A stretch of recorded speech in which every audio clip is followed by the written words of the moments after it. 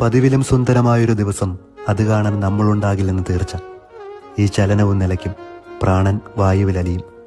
മരിക്കുമ്പോൾ നിങ്ങളുടെ കുഴി വെട്ടുന്നവർ പോലും കരഞ്ഞു പോകും വിധം അത്രമേൽ ഹൃദ്യമായി ജീവിക്കണമെന്ന് എഴുതിയത് ആരാണ്? ഓർമ്മകളിലേക്ക് വഴുതി വീണ് ഉറ്റവരുടെ കഥകളിലെ വരികളാകും മുമ്പ് മരണമുണ്ടെന്ന ചിന്തയിൽ ജീവിക്കാം. ശവമഞ്ചത്തിനരികിൽ തൊണ്ടയിടറി ഏറ്റുവിളിക്കുന്ന ആ മുദ്രാവാക്യം പോലെ അനേകരുടെ മനസ്സിൽ ജീവിക്കുന്നവരുടെ ഓർമ്മദിനം.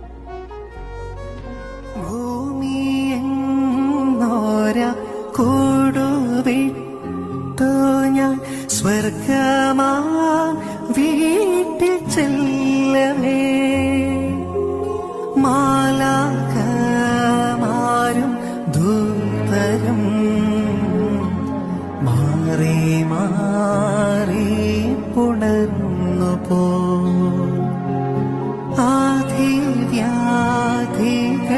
അന്യമായി